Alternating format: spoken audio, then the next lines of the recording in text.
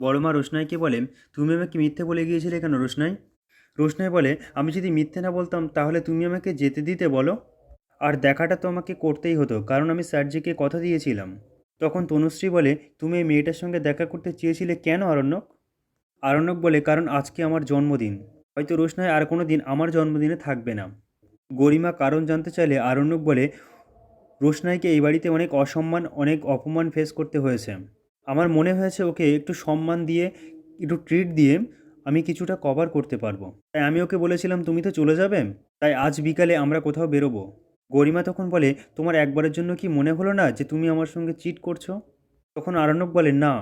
তখন রাজা বলে, আরণ্যক, আমি কিছু বুঝতে পারছি না, তুই এই মেয়েটার পাল্লায় পড়ে কতটা বদলে গেলি রে। আরণ্যক তখন বলে, কারোর পাল্লায় পড়ে আমার বদলে যাওয়ার বয়সটা চলে গেছে রে দাদা ভাই।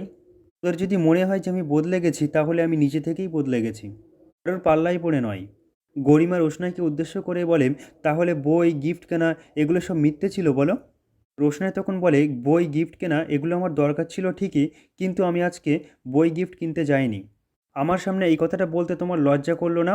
গরিমা রোশনাইকে বললে। রোশনাই বলে, লজ্জা পাওয়ার মতো কাজ আমি করিনি। রোশনাই আরও জানায় যে, আমি বেনারস চলে যাওয়ার পরে পুলিশ যদি প্রোটেকশনটা দিতে পারে, তাহলে আর কখনো আমি এই বাড়িতে ফিরে আসবো না। এটা আমি আপনাদেরকে প্রমিস করছি। গরিমা তখন রেগে গিয়ে বলে, তার মানে? এই কথার ভিতরে একটা যদি আছে, এই যদিটা কবে শেষ হবে বলো তো রোশনাই? রোশনাই বলে, প্রার্থনা করো গরিমা দিদি, এই যদিটা যেন আমার জীবন থেকে চলে যায়, আমার জীবনে যেন আর কোনো বিপদ না আসে। আরণ্যক বলে, ও একবার বেনারস চলে গেলে ও কখনো এখানে আর ফিরে আসবে না। আমি তোমাদের সবাইকে প্রমিস করছি। আশা করি সবাই বুঝতে পেরেছো। এখন আমার খুব টায়ার্ড লাগছে, আমি কি কিছু খেতে পাবো? বড় মা তখন বলে, এরকম বলছিস কেন, খেতে পাবি না মানে? আজ তো তোর জন্মদিন শুরু হয়েই গেছে। বড় মা তখন সবাইকে উদ্দেশ্য করে বলে, তোমরা সবাই আয়োজনের ব্যবস্থা করো না, ও তো সবাইকে সব কিছু বলে দিয়েছে।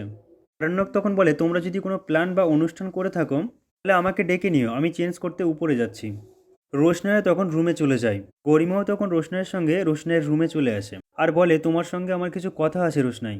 এমনি এমনি তো তুমি আমাকে বাঁচতে দেবে না, তার জন্য তো তুমি একটা দাম উসুল করেই নেবে। বলো কত টাকা চাই তোমার? বলো কত টাকা পেলে তুমি সারা জীবনের মতো চলে যাবে?